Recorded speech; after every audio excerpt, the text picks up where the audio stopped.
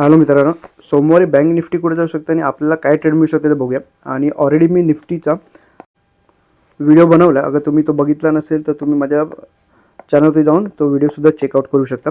आणि ह्या व्हिडिओमध्ये मी तुम्हाला माझी ऑप्शन सेलिंगची स्ट्रॅटेजी सांगणार, जी मी मंडेला डिप्लॉय करणार आहे ती, अगर माझ्या साईडने मार्केट गेलं तर. पण आपण आता बँक निफ्टीचं ॲनालिसिस करूया. बँक निफ्टीचं एकदम सिम्पल ठेवूया.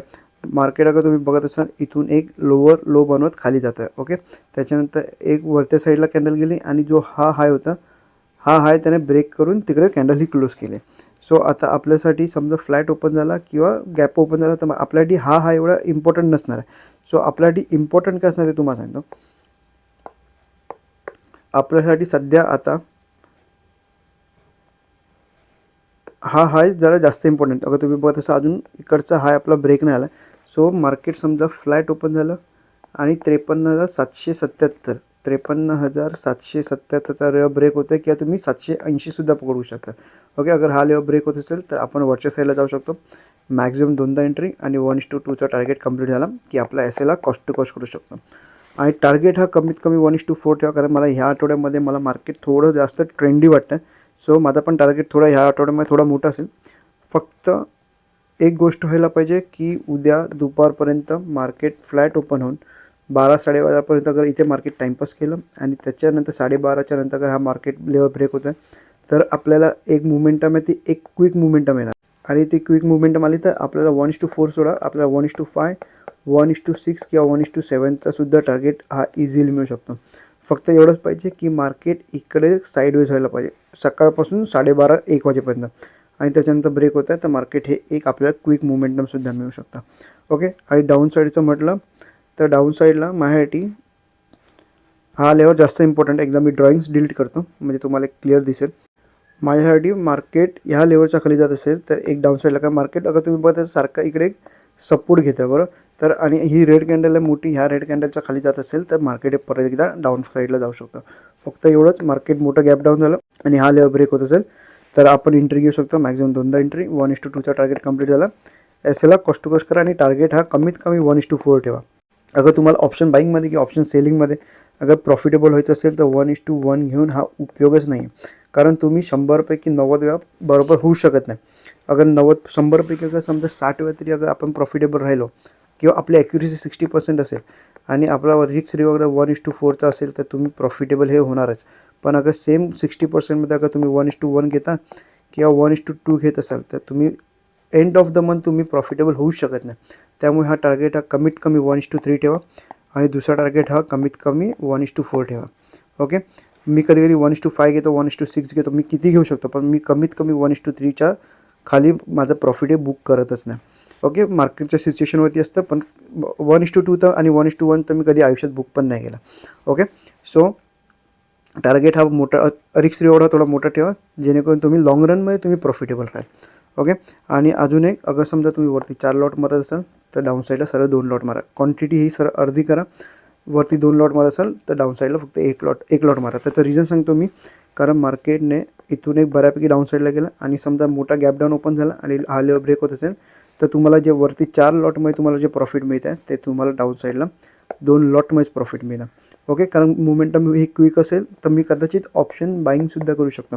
गॅप डाऊन ओपन झाला आणि हा लेवल ब्रेक होत असेल तर मी मोस्टली ऑप्शन बाईंगसुद्धा करीन. आणि अगर समजा माझा काही पोझिशन असेल त्याचा मी व्हिडिओ तुम्हाला नक्की अपलोड करेन. आणि मी जसं मी तुम्हाला निफ्टीचं ॲनालिसिस करून सांगितलं की मी त्या लेवलला गेलं की मी एक माझी स्ट्रॅटेजी सांगणार, तर ती स्ट्रॅटेजी मी तुम्हाला सांगतो. पण त्याआधी अगर तुम्हाला इथपर्यंत माझा व्हिडिओ आवडला असेल तुम्ही हा नक्की लाईक करू शकता. ओके, स्ट्रॅटेजी अपडेट हे मी माझ्या टेलिग्राम चॅनलवरती देत राहणार, तर तुम्ही चॅनलला फॉलो नसेल केलं तुम्ही चॅनलला फॉलोसुद्धा करू शकता. आणि स्ट्रॅटेजी दाखवायच्या आधी तुम्हाला अजून एक गोष्ट दाखवतो. अगर तुम्ही इंडिया विक्स बघत असाल, इंडिया विक्स हा ऑलमोस्ट 13वरती आला आहे बरोबर. सो त्याच्यामध्ये काय असतं, जेवढं इंडिया विक्स खाली तेवढे तुमचे प्रीमियम हे कमी असतात. आणि जेवढं प्रीमियम कमी असतात तर ऑप्शन सेलिंगमध्ये आपल्याला प्रॉफिट जास्त मोठं मिळत नाही. ऑप्शन सेलिंगमध्ये जेव्हा प्रीमियम लहान असतात ते ऑप्शन सेलिंगमध्ये प्रॉफिट मिळत नाही, पण त्या टायमाला ऑप्शन बाईंगमध्ये एक बऱ्यापैकी प्रॉफिटसुद्धा मिळू शकतं. ओके, सो अजून समजा मार्केट मंडेला अजून विक्स अजून खाली ओपन झालं तर जे प्रीमियम आता आहे ते अजूनही ते मिळतो आणि आपल्याला एकदम कमी प्रीमियममध्ये आपल्याला ऑप्शन सेलिंग ही करावी लागणार. तर मग आता मी तुम्हाला माझी स्ट्रॅटेजी सांगतो काय असेल. मार्केट कुठेही ओपन झाला मार्केट कुठे ओपन होत असेल आणि माझा लेवल ब्रेक होत असेल, जो मी लेवल दिला, जो निफ्टीचा मी ऑलरेडी व्हिडिओ बनवला फ्रायडेला,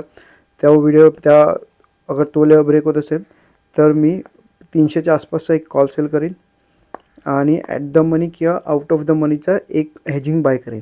ओके, म्हणजे आणि इकडे तुम्ही बघत असाल मॅक्स लॉस हा 3100 आहे आणि मॅक्स प्रॉफिट हा 4300. म्हणजे ह्याच्यामध्ये जसं मी तुम्हाला बोललो की जेव्हा लो असतो तेव्हा आपला मॅक्स प्रॉफिट पण वाढतं आणि मॅक्स लॉस हा थोडासा कमी होतो आणि आपला जो रिस्क रिवॉर्ड आहे तो 1:1.5 पर्यंतच मिळाला. आणि समजा विक्स थोडं जास्त असतं तर आपल्याला जो मॅक्स लॉस आहे हा सरळ अर्ध झाला असता आणि हे प्रॉफिट पण एक बऱ्यापैकी झालं असतं आणि जो रिस्क रिवॉर्ड आहे तो कमीत कमी 1:3 किंवा 1:4च्या आसपास आला असतं.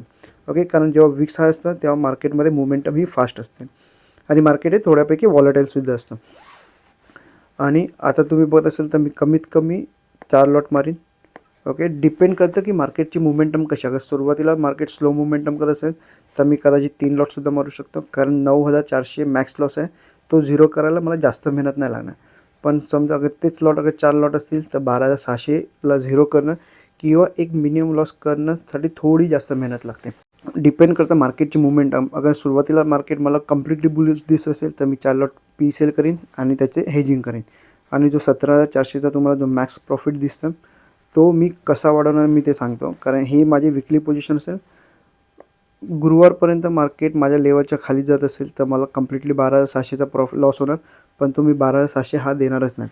तो मी पहिले झिरो करायचा प्रयत्न करेन, पण अगर झिरो होणं जर पॉसिबल होत नसेल तर तो एक मिनिमम लॉसमध्ये मी माझी पोझिशन आहे ती थर्सडेला स्क्वेअर ऑफ करेन. ओके, आणि प्रत्येक वेळी लॉस होणे पॉसिबल नसतं किंवा प्रत्येक वेळी झिरो लॉस स्ट्रॅटेजी होणे पॉसिबल नसतं. कधी कधी आपलं एक मिनिमम लॉस घेऊन निघावं लागतं आणि खूप वेळ असं असतं की ते जी स्ट्रॅटेजी आहे ती झिरो लॉस होऊन जाते.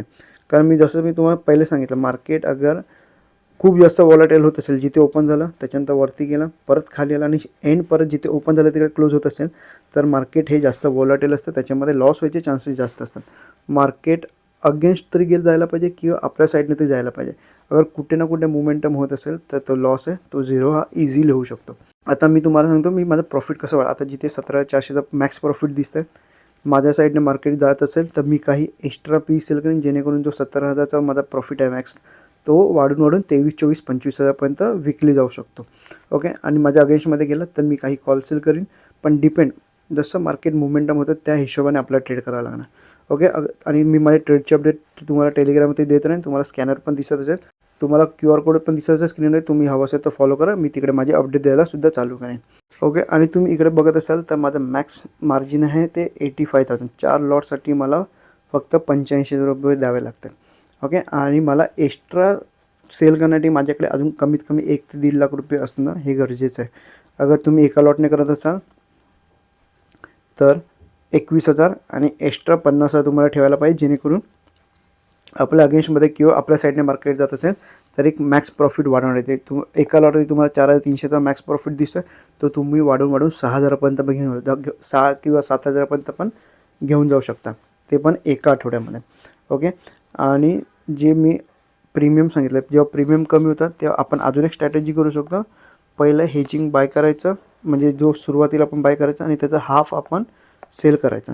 पण त्याच्यामध्ये मला आवडत का नाही, कारण त्याचं तुम्ही अगर बघत असाल ब्रेक इवन खूप जास्त लांब असतं. माझं सेलिंगचं ब्रेक इवन ह्याच्या आसपास होतं आणि ह्याचं खूप लांब आहे, त्यामुळे मी हे करायला अवॉइड करतो. पण तुम्ही त्याचा एस्टिमेटेड मार्जिन बघत असाल एका लॉटवर तर तिकडे आपल्याला फक्त 13,000 रुपयामध्ये ऑप्शन सेलिंग करता येते.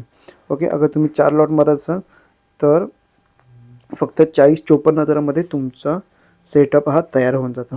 आणि ह्या स्ट्रॅटेजीचा मी तुम्हाला अजून एक फायदा सांगतो. काय ते आपल्याला मी ऑलरेडी त्याच्याआधी सांगितलं, तर अगर कोणी बघितलं नसेल तर प्रयत्न सांगतो. ती जी स्ट्रॅटेजी आहे ती महिन्यातून 4 वेळा मी करीन. अगर माझ्या साईडने मार्केट जात असेल, माझी रेंज ब्रेक होत असेल तर मी घेईन, पण 4पैकी मला फक्त आणि फक्त 2दा हे प्रॉफिटेबल व्हायचं आहे. ओके, 2दा प्रॉफिटेबल झालो, एकदा लॉस झाला, एक मिनिमम लॉस निघालो, 3 ते 4,000चा एक लॉस घेतला आणि एक आठवडा मला हे नो लॉस स्ट्रॅटेजीमध्ये केलं.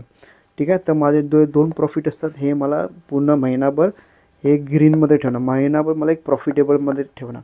आणि प्रत्येक महिन्यामध्ये 2 आठवडे किंवा 1 आठवडा तरी मार्केट हे बऱ्यापैकी मुवमेंट होते, मग भले वरच्या साईडला असू दे किंवा मग डाऊन साईडला असू दे.